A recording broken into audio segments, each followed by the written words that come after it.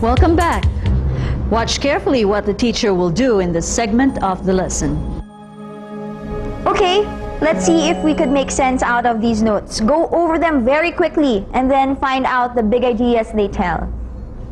Now class, can you figure out what big ideas that these that our notes tell?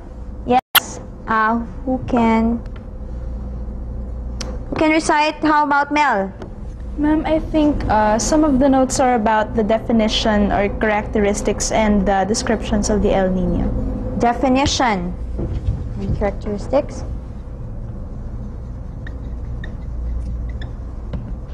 Okay. What other big ideas can you infer from our notes? Yes, Justin? Ma'am, the cause of the El Nino. Cause. Very good. Anything else? Yes, Chico? Ma'am, the effects of El Nino. What effects are mentioned here? Yes, Charity? Ma'am, bad effects and good effects. Okay. Bad effects and good effects. Very good. Now, let's label the notes on the board according to the big ideas you have suggested. Then we'll group those that belong to one category. Let us use what I have written down on the board, the following codes following the notes here. Okay? D is for definition, C is for cause, BE is for bad effects, and GE is for the good effects. Are there any questions? Let us start with powerful weather phenomenon. How shall we label this? Yes, JP. Ma'am, D for definition. Okay. How about the second one? 1982 to 83, last major El Nino. Justin? Ma'am, also D for definition. Okay. How about the third one? Economic turmoil. Alan? Bad effects, BE. BE. Who can answer this one? Lasts for 18 months. Yes, Mel? D, definition. D. This one, peaks at Christmas. Yes, Patrick? D for definition, ma'am. Crop losses? Yes, Marcel? It's a bad effect. Harsh climate changes. Chico? Ma'am, it's a bad effect. BE. Next one, drop in agricultural yield by 30%. Angela? B for bad effect. Did you notice how the teacher processed the students' notes? She asked the students to draw out or infer big ideas from the randomly listed notes. She also let them group the notes according to those big ideas, using some codes. Now, class, that we have identified the big ideas and also we have also grouped the smaller ideas that fall under each, I think we are just about ready to construct an outline based on our notes. Okay? Class, what again is our topic? El Nino phenomenon. Very good. Now, which type of outline shall we use? The topic outline or the sentence outline? Topic outline. What about the numbering system? Alphanumeric. Okay. Now for our outline, what do you think will serve as the main topics? Yes, Angela? Ma'am, the big ideas will serve as the main topic. Good. Can you name them again? You can do that for us? Yes, Jonas? Ma'am, they are the definition of El Nino, cause, bad effects, and good effects. That's correct. Now, what will be our first main topic? Patricia? Ma'am, definition of El Nino. Okay, definition of El Nino.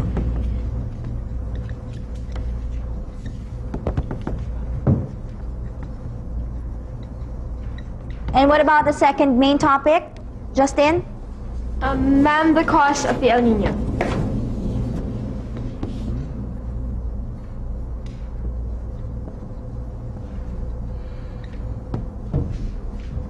What about the third main topic? Yes, Marcel? We have effects which you can divide into bad effects and good effects.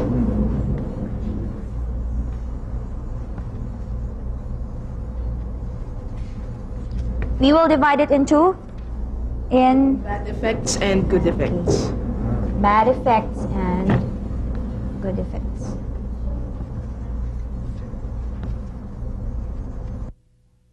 I think we have included all the notes in our outline. I think, class, that you have done a very good job. Now, who would like to read the entire outline? Yes? Alan? The El Niño phenomenon, Roman numeral 1, definition of El Niño. A, powerful weather phenomenon. Number 1, lasts for 18 months. Number 2, peaks at Christmas. Number 3, shows varying strengths every 2 to 7 years.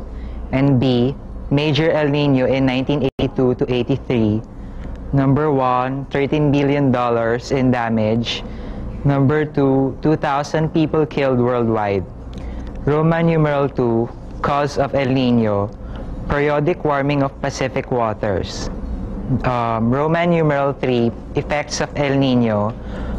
Letter A, bad effects. Number 1, harsh climate changes. And small letter A, severe loss of rainfall, catastrophic water shortages, and extreme drought. B, flooding. C, hurricanes. D, early snowstorms. Number 2, economic turmoil. Small letter A, adverse effect on gross domestic product or GDP. B, drop in agricultural yield by 30%, slash crop losses. And capital B, good effects. Number 1, invigorates plant growth in forests and grasslands as delayed response in vegetation and soils. And number 2, removes carbon dioxide and pollutants from the atmosphere. What did the teacher do this time? After the class had identified the big ideas and grouped the small ones, the teacher guided the students in constructing an outline. The big ideas became the main topics, while the small ideas served as supporting details. A broad topic was broken up into some notes used to support small ideas. In this segment, the teacher led her students to see the levels as well as the relationship of ideas in the students' notes. An outline can be also made from a thesis statement. Once your student has arrived at a thesis statement, he or she can make an outline around it. He or she can shape, organize, and develop ideas generated by the thesis statement. Let me take you to a classroom scene where the students try to make an outline from a thesis statement. Today we are going to talk about the thesis statement which you suggested yesterday. It is written here on the board. Who can read it for us? Yes, Jonas. Many television commercials are annoying because they are boring, insulting, and dangerous. What is the first part of the statement about? Justin? The first part claims that many television commercials are annoying. And what about the second part? Yes, Chico. It names the reasons which make the TV commercials annoying. Do you think this is a good thesis statement, Patricia? I think so, ma'am. And why do you say so? Ma'am, because the topic is narrow enough and it tells us how the idea may be developed more. Can you make an outline based on this thesis statement? What do you think is the first part? What do you think is the first step, rather? Yes, Alan. What did the teacher do? She asked the students to analyze the content of the thesis statement and to evaluate its adequacy. She also wanted them to think of ways of making the thesis statement the basis of an outline. Let's go back to the classroom and see the rest of the lesson. I believe that we can make these 3 reasons into 3 major topics. I agree. What do you think could be the question which you could ask to bring out the first major topic? Like maybe what makes TV commercials boring? Very good. Now, can you give possible answers to that question? Yes, JP. Ma'am, some TV commercials are played too often during a program, even as many as 3 times per half our program. Yes, that's right. Now, anything else? How about Mel? Mel? Sometimes only one commercial is played over and over again in a span of 1 hour. Who else can add to that? Justin? The endless stream of TV commercials that crowd TV programs simply bores me to death. What else can you say about commercials? Yes, Patrick. Some of them simply lack imagination. Yes, they do. Who else can add to that? Yes, Patricia. Ma'am, some lack freshness of expression. You hear practically the same thing about laundry soaps and shampoo products. Who else would like to recite? Yes, Shirley. They often use cliches in commercials. That was good. Now let us see how we can organize your ideas in an outline. What was the purpose of that segment of the activity? We'll know the answer when we come back. Please stand by.